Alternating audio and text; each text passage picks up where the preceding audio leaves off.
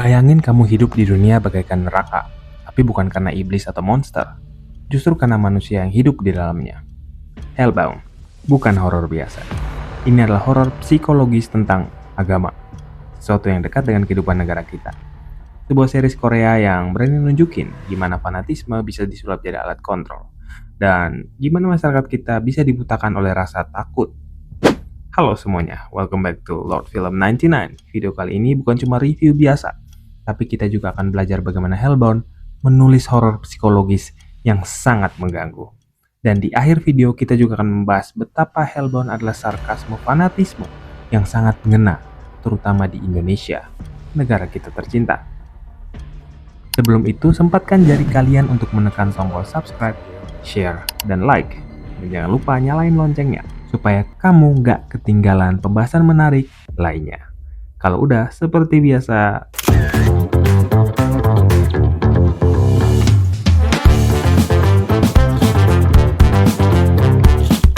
Hellbound adalah serial Korea, karya sutradara Yeon Sang-woo.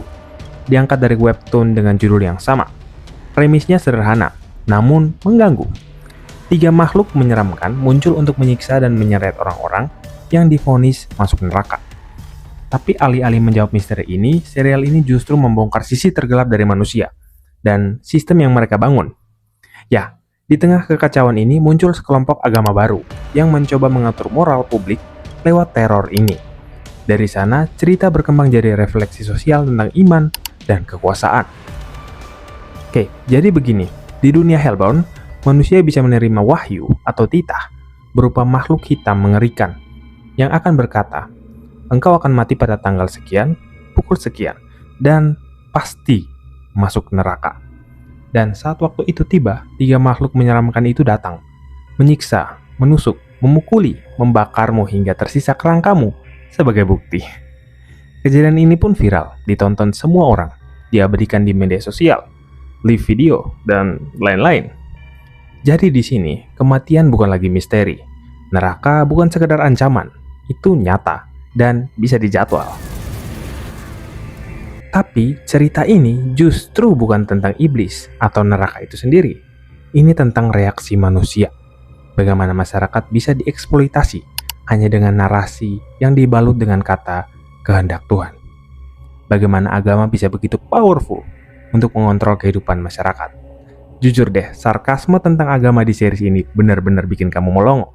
Ya, karena kamu sering melihat ini di kehidupan nyata. Hellbound tampil dengan tone yang sangat konsisten, gelap, berat, dan penuh tekanan psikologis. Series ini udah punya 2 season. Kedua season masih konsisten memperluas cerita dan dunia. Sinematografinya nggak neko-neko, banyak diambil dengan kamera statis, framing ketat warna-warna kusam, yang bikin suasana terasa dingin dan mengintimidasi. Ini bukan horor jump scare, ini horor psikologi, tapi dengan tempo yang cepat.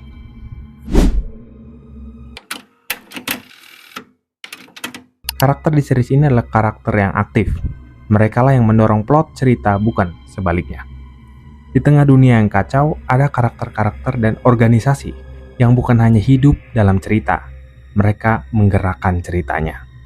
Bukan dunia yang membentuk mereka, tapi mereka lah yang mengubah dunia yang sudah kacau ini menjadi lebih menarik. Beberapa karakter yang perlu kamu perhatikan. Jung Jin-soo. Ia digambarkan sebagai imam besar, sang pencerah, sang pengajar. Pemimpin New Truth ini tahu dunia butuh harapan. Tapi dia juga tahu harapan bisa dibangun di atas ketakutan. Jin-soo bukan antagonis biasa. Dia punya nilai, sebuah kepercayaan dalam dirinya. Dia percaya pada keteraturan lebih daripada kebenaran. Dia nggak peduli apakah ini benar atau salah, selama orang-orang tertib. Cerita dalam Hellbound tidak akan ada jika Jung Jin-soo tidak menciptakan agama ini. Bukan hanya itu, dia karakter aktif. Kita melihat dia turun langsung ke pendosa, melakukan penawaran untuk menyiarkan demonstrasi. Alih-alih menjadi pasif karakter, di sini dia masuk ke dalam aktif karakter. Ini sangat membantu membuat audiens engaging dengan film atau series yang kita bikin. Kemudian yang gak kalah penting adalah Min Hye-jin. Dia ini adalah simbol dari akal sehat di tengah kegilaan. Saat semua tunduk karena takut, Hye-jin berdiri. Dia sadar bukan makhluk gaib yang menakutkan, tapi manusia yang percaya mentah-mentah. Dia jadi titik tolak karakter yang memilih bertindak di dunia yang pasrah. Dia tidak melawan Tuhan, Dia melawan orang yang mengaku-ngaku sebagai suara Tuhan. Di sini ia adalah wajah dari Sodo, sebuah organisasi yang membantu menyembunyikan para pendosa. Karena mereka percaya bahwa manusia punya kehendak bebas. Dan lagi, bukan New Truth yang menentukan mana dosa dan mana yang tidak. Pertarungan ideologi di tengah dunia yang sudah kacau ini, itu saja sudah cukup menarik untuk disaksikan. Setiap karakter dan organisasi ini ditulis bukan membuat cerita berputar, tapi merekalah yang mendorong narasi itu maju. Mereka bukan reaksi dari plot. Mereka adalah penyebabnya. Inilah prinsip kuat dalam menulis horor psikologis. Karakter adalah keputusan, dan keputusan mereka adalah horor itu sendiri.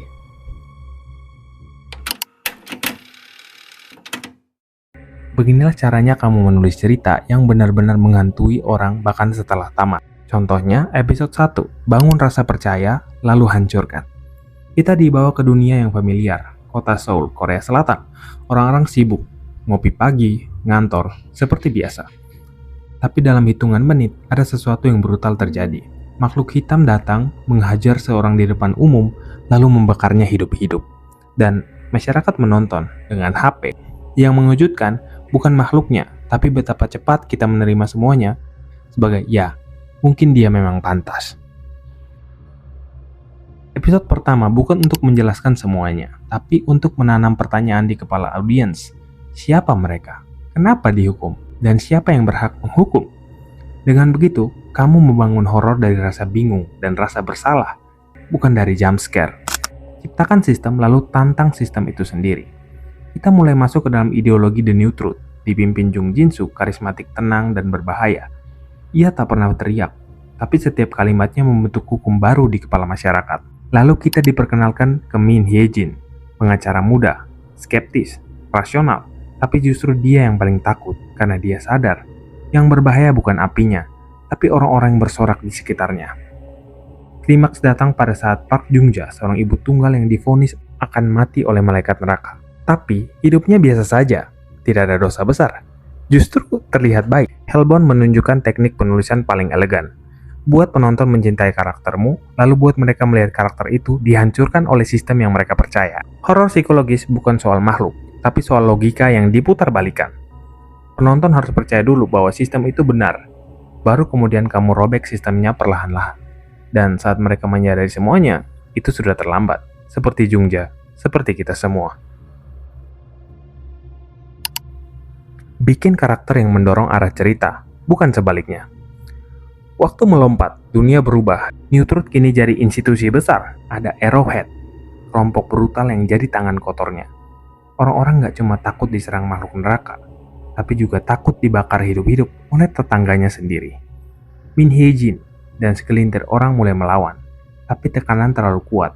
Puncaknya datang saat pasangan muda mendapati bahwa bayi mereka dapat hukuman dari malaikat. Ya, bayi baru lahir, belum bisa berdosa. Dan disinilah horor psikologis benar-benar menggigit. Tidak ada monster, tidak ada darah. Hanya, apakah Tuhan salah? Apakah kita semua salah? Episode terakhir memperlihatkan pilihan paling manusiawi, pengorbanan. Young Jae dan istrinya melindungi bayinya dan menolak sistem. Mereka mati, tapi mereka memberi pesan dan narasi mulai retak. Horor psikologis yang kuat selalu menuntut karakter membuat keputusan besar. Bukan keputusan selamat atau mati, tapi percaya atau melawan. Disinilah plot tidak memaksa karakter berubah, karakterlah yang mengubah arah cerita.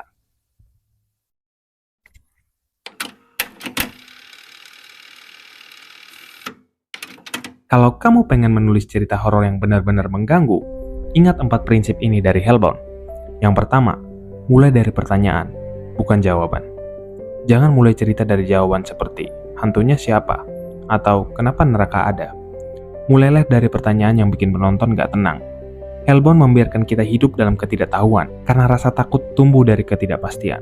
Number 2, karakter mendorong cerita, bukan sebaliknya. Jung Jin-soo punya kepercayaan yang kuat. Hye-jin punya keberanian yang perlahan tumbuh. Cerita berkembang karena mereka membuat keputusan, bukan karena dunia bergerak begitu saja. Ini penting, karakter yang kuat adalah fondasi horor psikologis yang menggigit. Nomor 3, gunakan sistem sosial sebagai monster. Hellbound tidak menunjukkan neraka dalam arti klasik, tapi memperlihatkan neraka sebagai hasil dari struktur yang rusak. Organisasi, media, agama, opini publik, semua jadi alat horor. Ini bikin cerita terasa dekat, karena kita sadar Mungkin dunia kita juga mirip seperti itu. Beri ruang untuk berpikir. Banyak adegan sunyi. Berikan dialog berupa pertanyaan, bukan jawaban. Biarkan penonton yang menerkanya. Biarkan penonton memilih pihak mana yang mereka dukung. Perbanyak adegan sunyi, karakter berpikir. Dari situ munculkan perdebatan. Bukan karena ambiguitas cerita, namun karena perbedaan perspektif. Karena horor psikologis butuh ruang. Bukan untuk bikin takut, tapi buat kita sadar bahwa dunia ini abu-abu. Keempat aspek ini sering juga dipakai di beberapa horor psikologis lainnya. Sebut saja Get Out, film horor kesukaan Lord Film. Di situ tidak ada monster, tidak ada hantu, namun build up kengeriannya terasa begitu real. Karena memang disusun dari dunia yang logis, misteri yang diungkapkan secara perlahan, karakter yang aktif, sistem sosial yang kita semua pahami, dan ruang untuk berpikir. Contoh lainnya ada Midsommar, Parasite. Keempat aspek itu dapat ditemukan di film-film ini. Horor psikologis itu membuat kita berpikir, membuat kita menerka, dan saat kita mulai menyadarinya, semua sudah terlambat.